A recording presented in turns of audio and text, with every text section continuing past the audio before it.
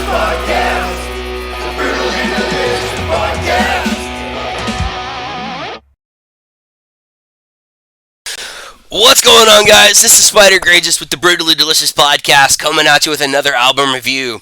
Today we have the ever epic Simone Simons, lead singer of Dutch symphonic metal band Epica, with her debut solo album Vermillion.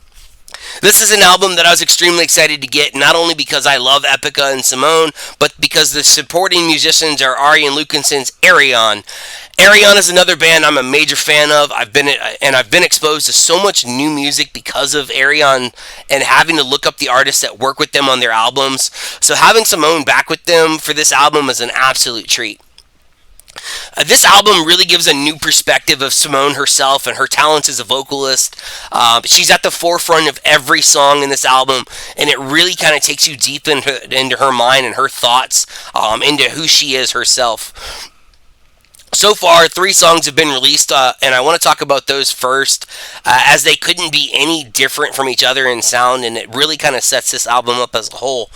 Aeterna was the first one released. It very much feels like it's off of R.E.D's 01011001 album, which is binary for the letter Y.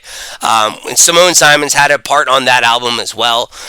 With this song, you get the operatic harmonies, that spacey sci-fi feel, and it almost feels like a continuation of R.E.D's album, and it sets up really what's in store with this album.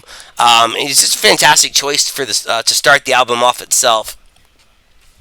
The next release was the second song on this album, the anti-love love song, as I like to call it, In Love We Rust. I love this song. I listen to it probably once a day at least. It feels like it's supposed to be a love song, but everything is about the love two people used to have for each other, but that same love is now destroying them to where they both are nothing. The lyrics are very doom and gloom, but the music is so uplifting. It's almost hypnotizing. Like, you want to be sad from the lyrics, but you can't because the music is too uplifting. It's just a wonderful song altogether. Then R.E.D comes out, which includes members of Epica and R.E.D together on the backing chants. This one has that much heavier Epica feel to the song, but you do still get some of the synthesizer that you would hear in an R.E.D song. Again, major contrasting sounds to the song really keep you into it, like to the point where I'll put R.E.D on and turn it on full blast, and I feel like I'm ready to storm the gates of hell with a squirt gun. This one also has Mark Jensen from Epica growling in the choruses, and it gives it that more aggressive edge to it. Like I said, 3 songs that sound really nothing alike, and the rest of the album follows suit. No one song in the album really sounds the same. The album does an amazing job mixing slow and heavy and dark with the light. Cradle to the Grave, which features Alyssa Gluz from Arch Enemy, Weight of My World, The Core. All of them are very much heavier songs, more upbeat, something you'd almost hear more from Epica. Then you get Fight or Flight, Vermillion Dreams, Dystopia, Dark Night of the Soul on the contrast. Much slower, much more soothing songs. You get the downward spirals of those. With this album, you get the up and the down every other song. Heavy song, slow song, heavy song, slow song. It really keeps you into the album, and I think Simone is really trying to give us that yin and yang to life with it. The light and the dark, the good and the bad, the love with the evil.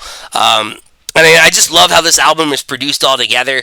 Again, produced by R.E.D and Lukinson. I didn't expect much less. The dude is an amazing producer, and together they've made this beautifully amazing album. Down to even the album cover itself. In the metal community, Simone Simons is often referred to as a goddess, and on the cover of the album, she resembles Medusa. Even down to the haunting glare in her eyes. Like, I feel like I'm terrified to look at this album because I'm going to turn to stone. In my opinion, this album is a masterpiece in every facet. I absolutely love it, and it's going to be played on repeat for a while. This album comes out Friday, August 23rd, this Friday. If you're a fan of symphonic metal, Epica, R.E.D, go pre-order this album. week. You will not regret it. It's phenomenal. And as always, this has been Spyder with the Brutally Delicious Podcast. If you like what you heard, give the Brutally Delicious Podcast a follow on social media at Brutally Delicious on Facebook, Instagram, and YouTube. And myself at Grages on Facebook and SpyderG300 on Instagram. And we will catch you guys next time. Thanks.